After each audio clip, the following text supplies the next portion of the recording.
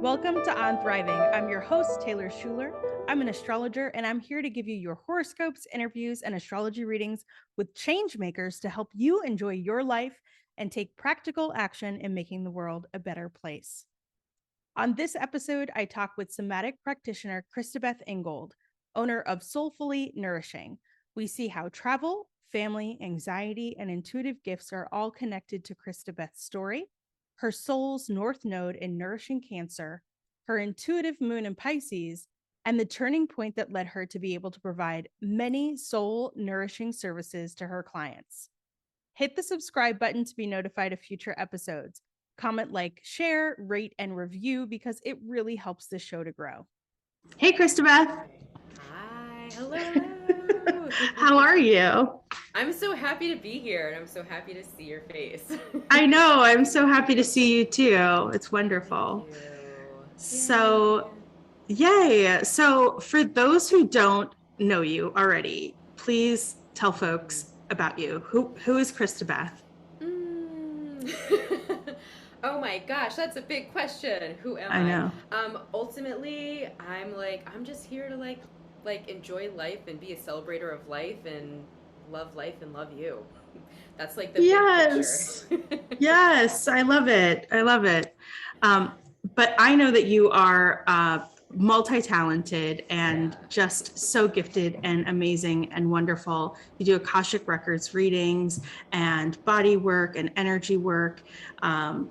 You do life coaching and holistic massage therapy and so many things. So tell folks about what are some of the services that you offer? Yeah, so that's the other big piece of who I am because they're so interconnected. They're very not separate. So at heart, I'm a channeler. So I offer different, definitely like different modalities. So I'm like multimodal in my practice and my business and the work that I'm here to do. And actually, I'm going to back up for 1 second. I want to just as I introduce myself, let people know I use she, her pronouns. And also that I'm a queer healer. So for those of you that feels important to know that, I love to share that with people as well. And with those pieces, I offer Akashic Record Readings and Training, which is just a really, really beautiful, incredibly just amazing way to connect back to our own soul's wisdom, the essence of who we are. And it's one of those things where it's not hard to do. We can all do it. We're all part of this energy that is Akasha. It's a matter of just finding your way as to how you need to do it for yourself so it can work, so you can reconnect back to your soul's wisdom, to that very beautiful innate essence of who we are and the greatness within ourselves.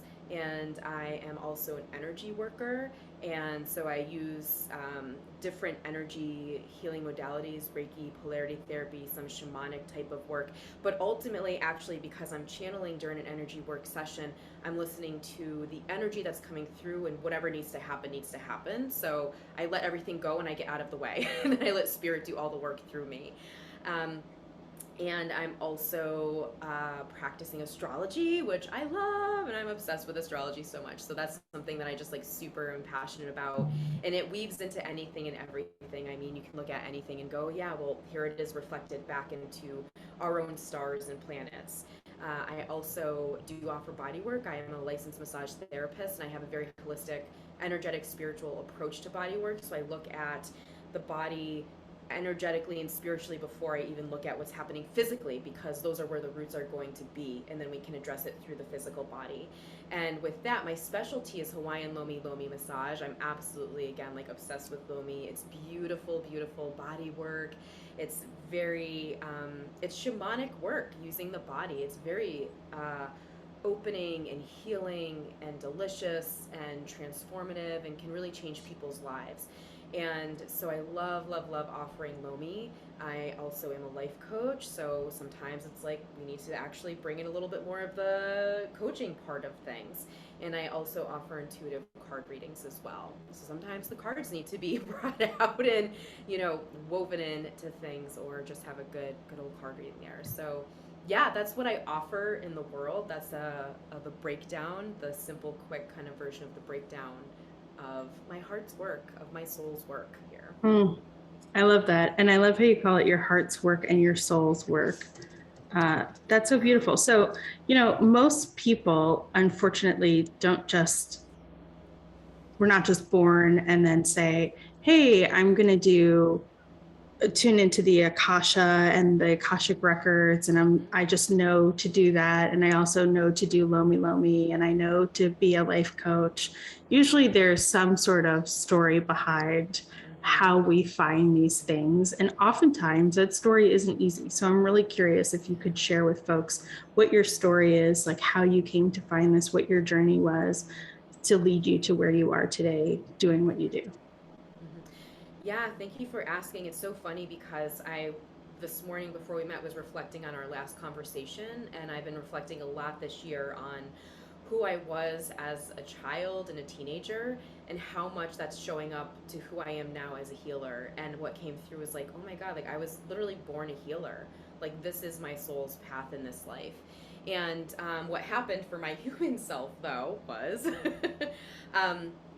I was in this grad program at Lesley University in Cambridge, and I was like, I'm going to be an expressive therapist. And so I had like trained undergrad and some of grad school to like be a therapist and be an expressive therapist, and weaving in the different arts, because I really, really just like love the arts and love that authentic, real, raw self-expression. And I had this experience.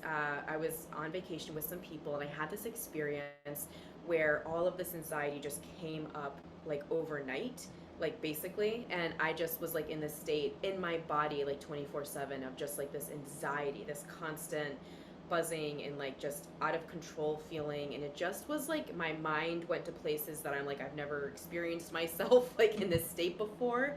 Yeah. And it was really uncomfortable, and it was like really not great.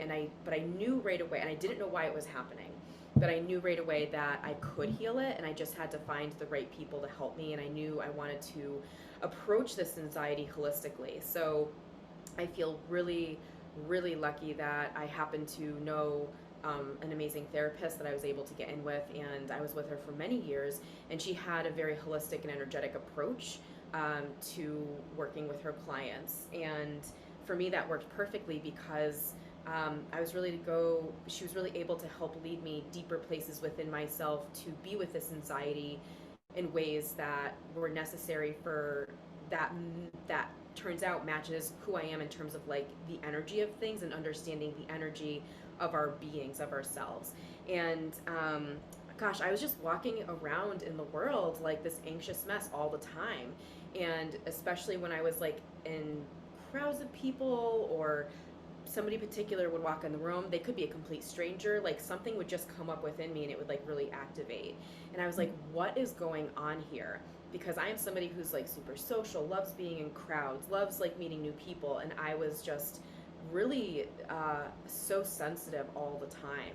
And one day, this was like the pivotal moment for me, she looked at me in our therapy session and she was like, Christabeth, she's like, you're so porous, you're like a sponge. And it just hit me. And even that I say that to this day, and I've said this phrase many times before, and I remember it so clearly, I get the chills. So I just got the chills because it was just like, that was the moment that it made me realize that what was happening for me was I was just this totally open, like energetically open, and I was sucking in everybody else's fucking energy. Like people's situations and people's like thoughts and feelings and their traumas and whatever it was. So I was like, and then all the lights went off. And then I was able to really begin to work with myself and begin to really heal these spaces within myself that was so blown open, to be able to really actually be boundaried, beginning to say yes and say no to the things that were right for me or not right for me.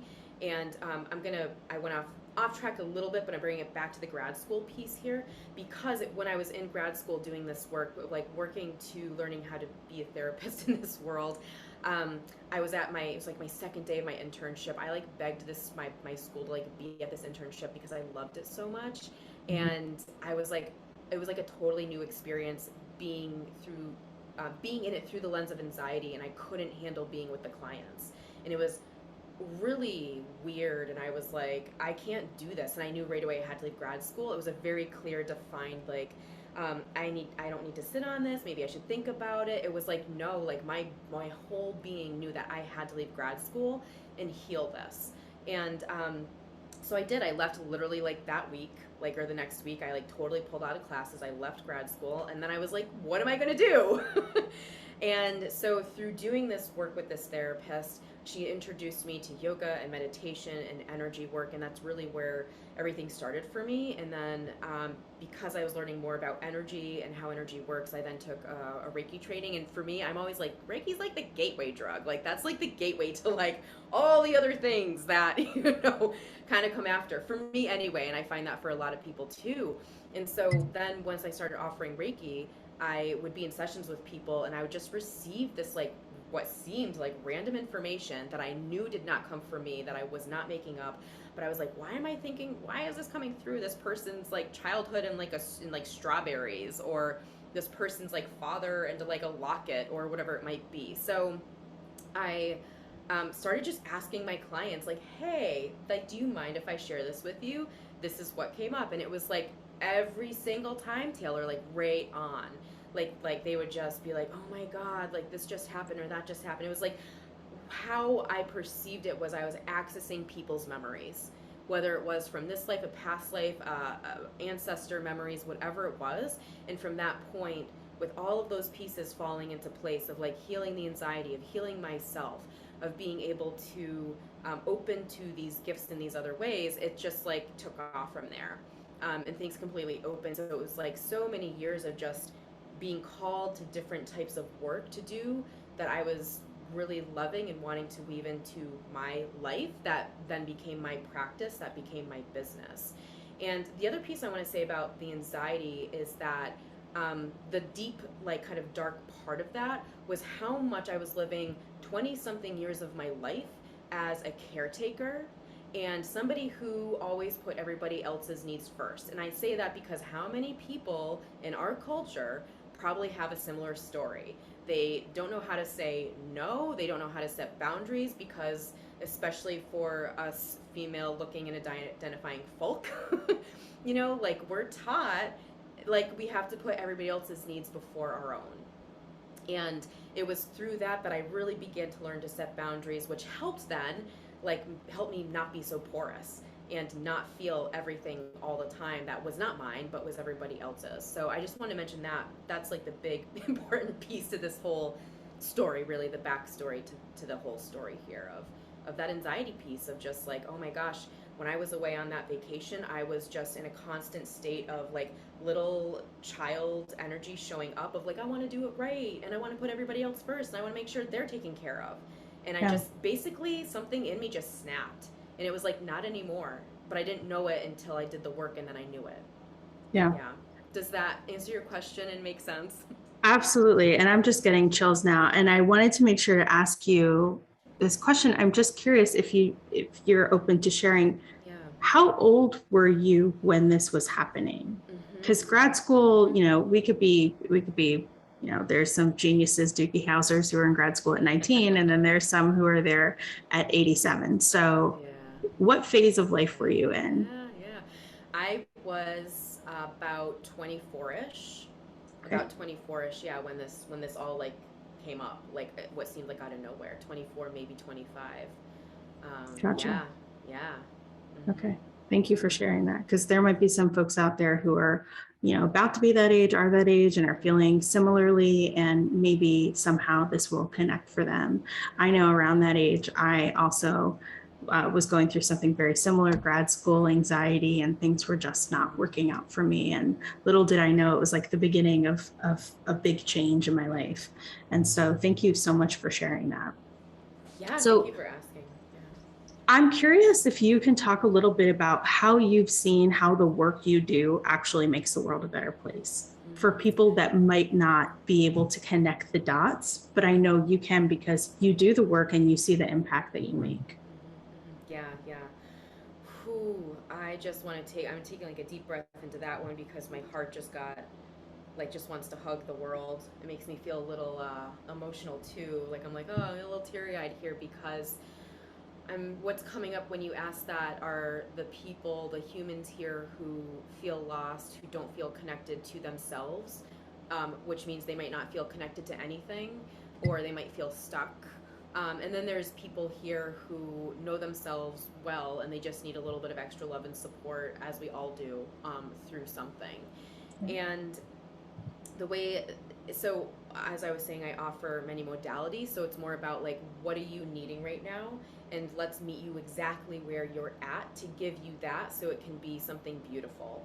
And people don't have to know what they need to receive. Like, we can have a conversation to really actually clear the air and figure that out for themselves. Because I've had so many people that are like, I just know I need something, but I don't know what it is, but I know it's something, and I know it's like something you offer. So the way that the impact is really inviting people into the space of healing, whether they are fully aware of what they need or not what they need, but just knowing they might need something, and being with them, holding that space for them, showing up as like, I am totally wholly here with you in this, and you are not going through this alone. And yes, you are on your own soul path, and our time together, I can really support you in that. And so a lot of people, really, I feel like one of the biggest things I hear is like, people just leave our sessions, whether it's body work, energy work, Akashic Records reading, coaching, astrology, whatever it is, they have some sort of deeper inner peace that comes up, or they feel a lot lighter. That's like a really big one I hear a lot, like, oh my God, like I feel so much lighter. I feel so much lighter. Things don't feel as daunting or overwhelming, or like I can't do it. So, so it's like, whether you're showing up or you know exactly what you need or you don't know anything, it doesn't matter, because we're there to hold that space for you, so you can like step into this space together to receive, what is my next direction? Where do I need to gain more clarity within myself? What is the piece that wants to be healed or looked at here? And of course, every process is always different, but it's always one that is going to be all loving, all compassionate, and yeah, just feeling lighter, because we're walking around carrying so many burdens on our shoulders that are ours, that are our ancestors, that are our cultures and societies. I mean, and a lot of them are not our burdens to bear. Yeah. And so it's like releasing that. Mm-hmm. Absolutely. Absolutely. I totally resonate with what you're saying in terms of people might feel lost. They might feel not connected to their purpose. They might not feel like they know what to do or where to go, but there's just something kind of missing. And it's because we haven't been connected to the knowledge that is there, that is around us, that is intrinsic to us, that is in nature, that is in the stars, that is in the way that the wind blows and the sun shines and the shadows it casts, and the way that the water flows through, the land. And there are signs and symbols and knowledge and communication from nature, but we haven't been taught today how to receive that information, and from spirit like you do. And so we were talking a little bit about how people feel lost and how reconnecting to themselves through nature and reconnecting to nature can really help people find their purpose. And I think that is some of the work that you and I both do. And it's something that we have in common, right? Mm-hmm, mm-hmm. Totally, yeah. And the thing is, like, we are nature, and we forget we're nature. But we are nature. We are nature, and we are the leaves on the trees. We are like the water you were talking about. We are the fucking stars in the sky. Like, we're part of all of it, and all of it is a part of us. There is no separation here. And we, as human beings, have, like, we think we're separate from it. We think we're different from, and we're not. And so it's like, no wonder why people feel so lost, because, or disconnected. It's like, I don't know, Taylor, so many times I hear people talk about, like, I just feel like something's missing. I just feel like something, like phrases like that pop up a lot. And it's like, whew, like, wow, where in your being are you missing that you are nature yourself? Where are you missing your own nature? Where are you not living into, or where are you not listening to your own nature? Where are you not listening to yourself? Because the trees listen to themselves, the foxes listen to themselves, the universe listens to itself, and we don't. Again, coming back to like putting other things first, doing things out of alignment, out of order for us. Yeah. And it's interesting because they don't just listen to themselves, they listen to us too. And they listen to one another. And we're the ones who aren't listening. We're not listening to ourselves, and we're not listening to anything else or anyone else. We're only listening to ourselves. Or we're not even listening to ourselves. We're listening to like the boob tube that's got us sucked in, whether it's scrolling or the news or whatever, or advertisements or, you know, whatever. Choose your poison, really, honestly. And it's distracting us from what's very simple and what's very obvious and what's always there. And just back to your story, though, I really want to commend you for seeking support when you needed it and finding it, even if it was traditional or Western or whatever you want to call it, through therapy, because we need to start with where we are. We need to meet ourselves where we are. We need to meet other people where they are.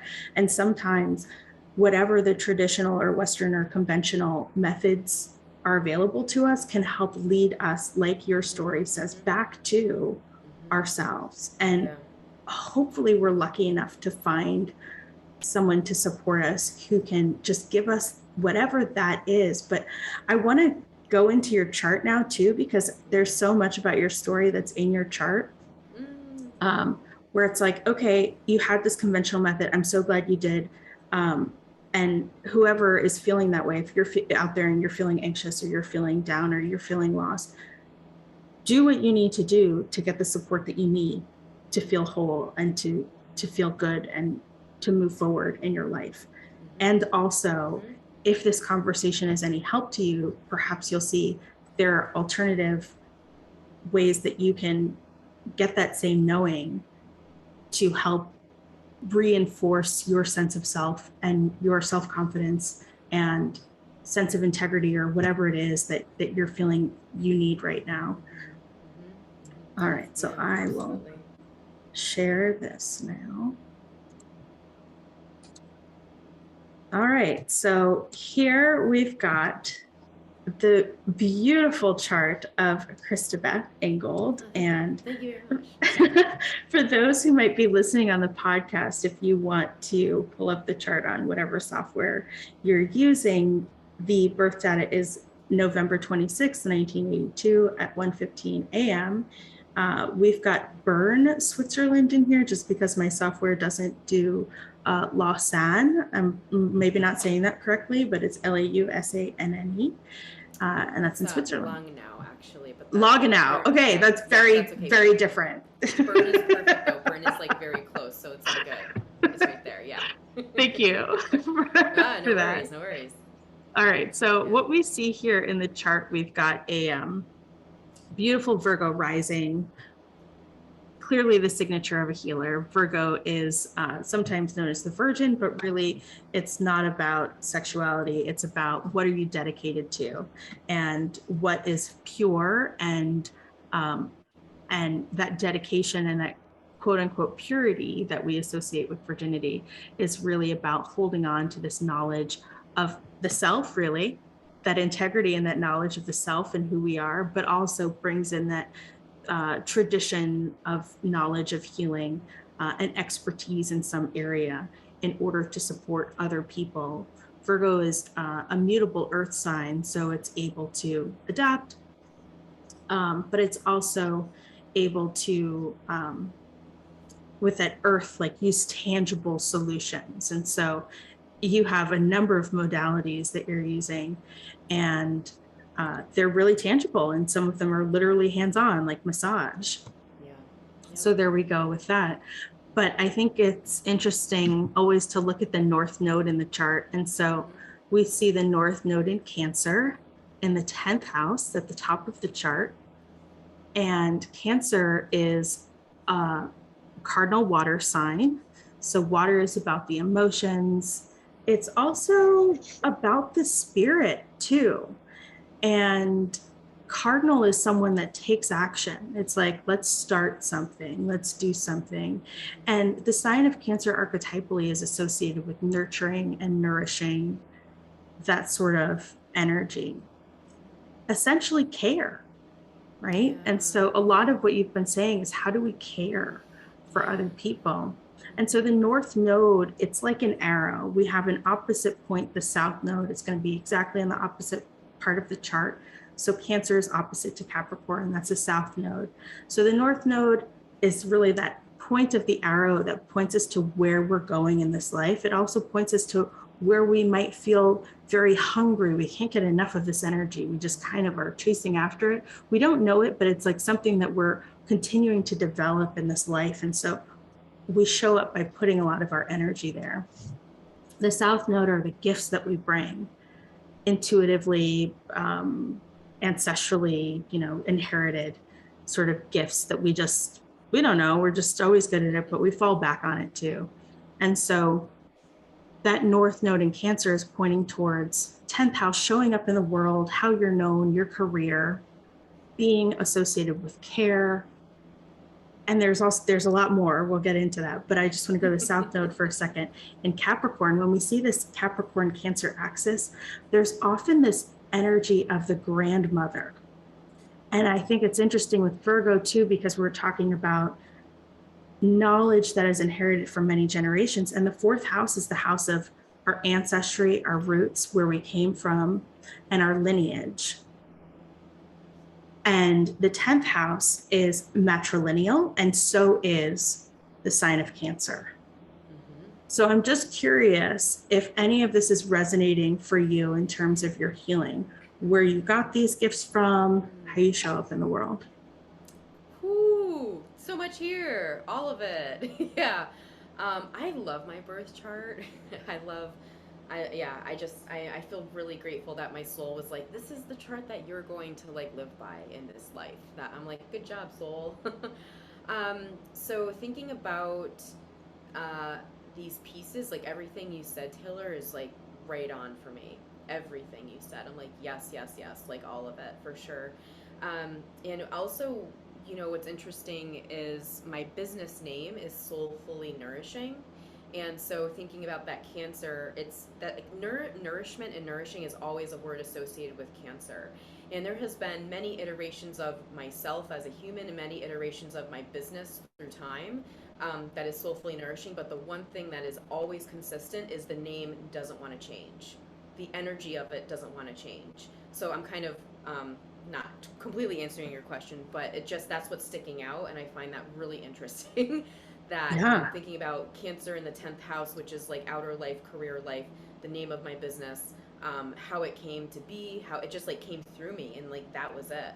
And it's just like stuck no matter what. I've been a couple times I've checked in like, hey, like, does this still align? Does this name and energy still align? And no matter what, it's like so deep rooted within me and within the energy of my being and what I'm doing here that it's like, yes. Like, this is what we're doing. We're being soulfully nourishing. We're really nourishing your soul here. So what I can tell you in terms of like my lineages is that on my mother's side, actually, there's definitely some sort of like open to spirit, potential mediumship types of like gifts, I guess you could say, although I feel like we're all gifted with these things at the same time. But I don't, as far back as I know about, I don't think that people have actually like used them. But I know that my sister she's a very natural medium. She's younger than I am, but she is like there. And my mom also has experiences, but it's not something she ever like does, or it's not like her work or anything. And my grandmother also, her mother, definitely had some sort of like, yeah, there's somebody else hanging out here right now. Kind of like, it was just like easy to be tapped and tuned into those kinds of energies in terms of like spirit and mediumship specifically. So in terms of like opening up to other energies or being a channel of some sort, that there's definitely some stuff there. I definitely feel like there's some stuff on my dad's side too. But it's interesting to see it with me and my sister, my sister and my mom, my grandmother, and then little bits and pieces on my dad's side as well, I think. Yeah.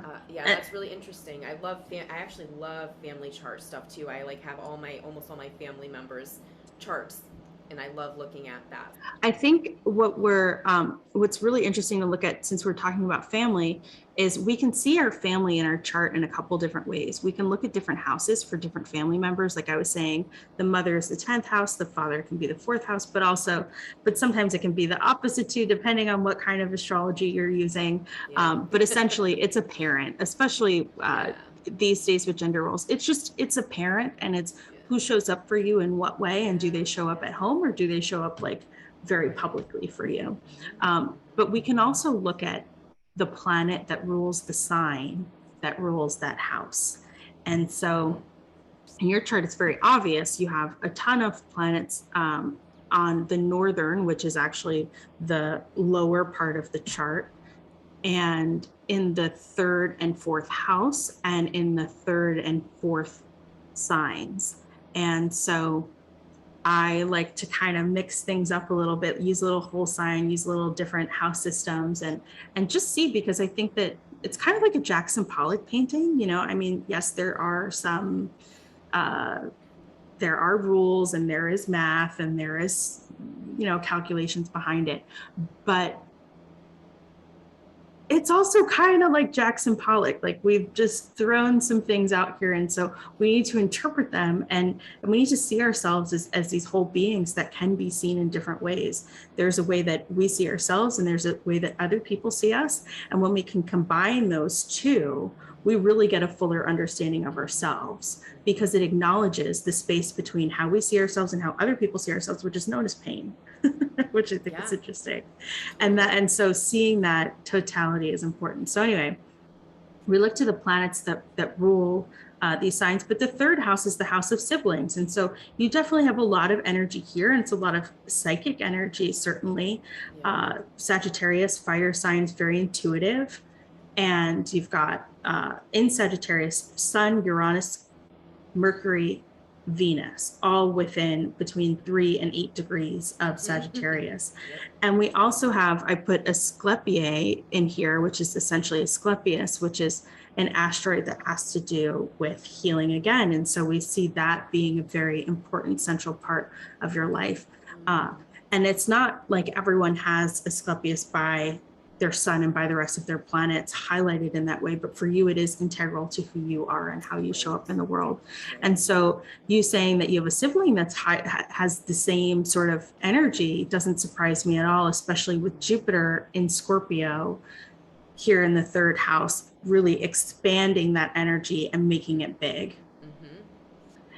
You've also got Neptune conjunct a fixed star, which many people in the 80s have Neptune here, or have Saturn here, or have Uranus here. But what makes it unique for you is that you have a personal planet, and not just any personal planet, the planet that is arguably one of the 2 most important for you.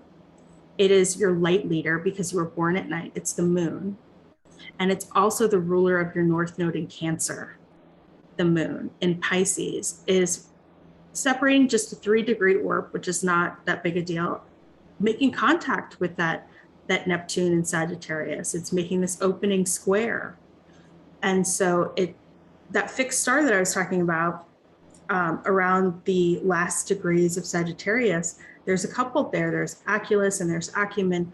There's the galactic center right there. They're very psychic. It pulls in energy from the universe, and it just sort of is like a cosmic download. And so maybe other people your age who have this too, but if they don't have a personal planet directly aspecting it, or an angle directly aspecting it, and this is pretty close as well to an angle, it's angular for you.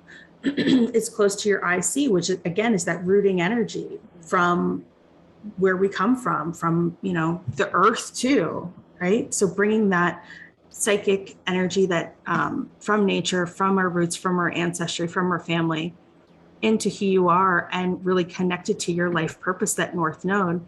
And in Pisces, of all signs, Pisces, a mutable water sign, is very in touch with the collective. When you were telling your story, and you're, I think you said it was a therapist, they said you're very Horus. Horus. That is Pisces. That is a Pisces moon, especially a Pisces moon.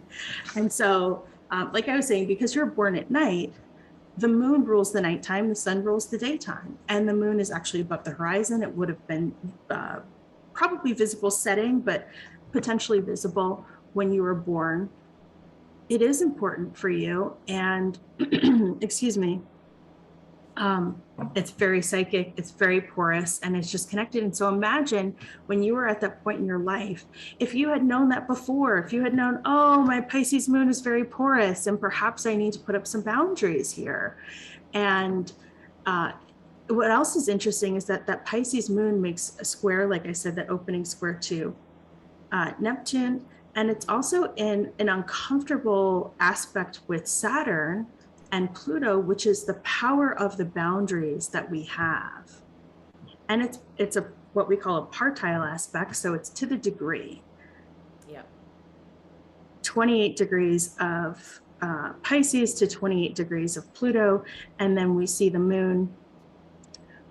We see Saturn at 29 degrees, just a little bit over 1 degree away from that moon, but that's still a very close aspect. And so there is a sense that this person will have some discomfort with their body, with their emotions or something at some point in time, and need to lean into the power that boundaries have for them and that structure has for them in order to then become an authority, which is another Saturn word here. And this moon being in the 7th house, it's where we see our clients, it's where we see our partners. And so you showing up as this North Node in Cancer who can be caring, be nurturing. The moon is about memory, and it's about emotions, and it's about the body. And I think it's so interesting because when we can remember, then we can properly care for people. When you were saying people don't need to know what they need, they just need to show up and know that they need something and they'll get it. And when you can be in spirit, when you can be in memory, when you can be in relation to the body and bring all of those things together for a person, that really is the combination that leads to healing. Totally. Right? Oh, totally. Yeah. Yeah. That was beautiful. Thank you, Taylor. Thank you. So I'll stop sharing now. I could just talk about your chart forever, but I feel like that was a good little, synopsis that maybe, if you've got a moon in Pisces, or you've got something aspecting Neptune or the galactic center, or your Virgo rising, or you've got your, placements in Capricorn and Cancer. And, I touched a little bit on the fact that you've got all those planets in Sagittarius, and you've got some in Libra and Jupiter and Scorpio. But, for someone to say, oh, I'm a Sag sun, like, I'm sure you have a lot of fun. And when we were talking earlier, I know you do the cards, and I was like, that's so funny, because cards are kind of like a game. And it's like, how could you make it fun? I mean, it's not a game, but when we think of cards, we think of a game, right? And Sagittarians love to have fun and have a good time and travel and be out there. And I'm sure that is a part of you. But to say like that's the only part of you and ignore the fact that you have a beautiful Pisces moon and a North Node in Cancer in the 10th house and all these other things, it just paints a fuller picture of you.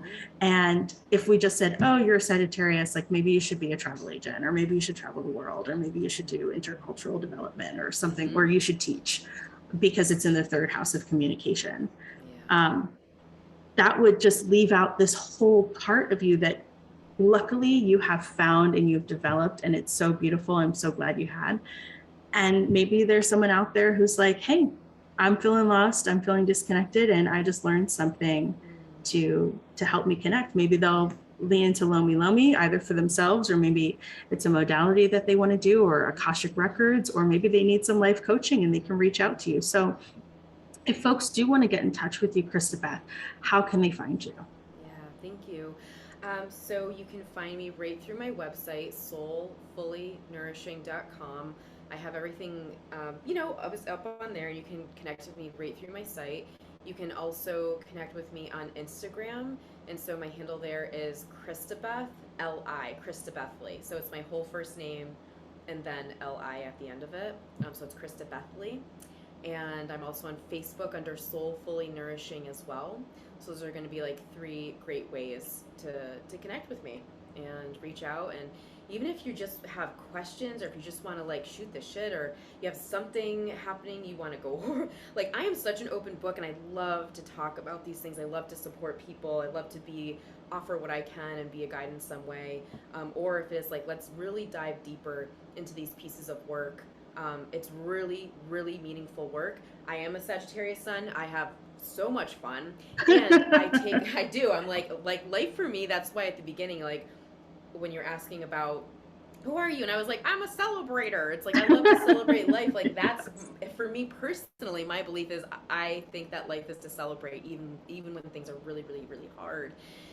So Absolutely. I love to celebrate those. I love to celebrate, basically. So I like to have fun, but I also really take this work so seriously. Like, when I'm with somebody or I'm with a group of people, it's like, whew, like, we are getting in here and we're going deep, and we're getting into those pieces and caverns within ourselves that are those dark, deep pieces that are asking to be known and to be revealed. So I like to have fun, and also I take it very seriously. This is your life, your heart, your body, your soul, your mind, your emotions that we're holding with all the love in the world and beyond. Absolutely. Yeah. Thank you so much, Christabeth, for the privilege of being able to look at your chart and share your chart, and for sharing your story with me and with everyone who's watching and listening. We really, really appreciate it. Appreciate you. I highly recommend connecting with Christabeth. Follow, like, share, subscribe, and we will be back again next time with some more. So thank you so much, Christabeth, and take good care. You too. All right. Thank you. All right. Bye, y'all. Bye now. Bye. Thanks for watching. If you feel like times are changing, you're correct. We are at the beginning of the end. Big new things are beginning in 2023. It's kind of like the beginning of the beginning. Saturn's going to be finishing up its 2.5-year journey through Aquarius and start a new 2.5-year journey through the sign of Pisces. Saturn was last in Pisces 27 years ago and won't return for another 30 years. This transit is going to help us all take responsibility and put in the work in a new part of our lives. If you're curious what this means on a collective level and for your sun, moon, or rising sign, join me for my talk on Saturn and Pisces, turning your daydreams into reality with Synchronicity University on Saturday, January 7th at 2 p.m. Eastern Time. Register before December 31st to pay as little as $5. Head over to synchronicityuniversity.com/2023-January if you're curious and want to know more. You can also check out the free YouTube video of Nadia interviewing me about this topic on Synchronicity Web TV. We had a fabulous conversation. It was super fun. I think it's also very timely for this time of year, which is the holiday time, Christmas time, Saturnalia time, New Year's time. Check it out and you'll know why. But Saturn is not the only big change in 2023. Pluto is going to make its first appearance in Aquarius in 248 years. It was last in Aquarius from 1777 to 1798. Venus will make its first retrograde fully in the sign of Leo since General Custer's last stand. And Mars will wrap up its biennial retrograde, and Mercury will be retrograde in Earth signs, helping us to plan and get things accomplished. Get your 2023 year ahead horoscopes on my website at taylorschuler.com/shop. Prices go up December 31st, so lock in your pre-order price today. I highly recommend connecting with Christabeth. She's offering a buy one, get one Akashic Records reading or an astrology reading, 50% off for the entire month of December. This is great to keep a couple readings in your back pocket or gift any forward. She runs this each year and people really love it, so stock up on readings for now or the future. Christabeth is also holding a choice of a virtual or an in-person 2023 Akashic Intention Setting Circle. Virtually, this will take place on Wednesday, January 5th from 7 to 9 p.m. Eastern via Zoom, and in person at Sacred Roots Healing in East Hampton, Massachusetts on Saturday, January 7th from 4 to 6 p.m. The cost for either one is $44. Links and additional details are in the details below. You can also connect with Christabeth at Christabeth LI on Instagram or on her website at www.soulfullynourishing.com. If you enjoyed the episode, please take a second to rate and review. Each review helps us to find more heart-centered, forward-thinking folks just like you. Don't forget to take a screenshot, share it in your Instagram stories, and tag me at Taylor Schuler Astrology. If you're interested in an astrology consultation with me, you can book online at my website, taylorschuler.com. If you like my digs and you're looking for short-term furnished rentals because you're a digital nomad like me, or just because, don't forget to use the link in the show notes or code Taylor_C6I at hellolanding.com for $250 off your rental. See you next week. Bye.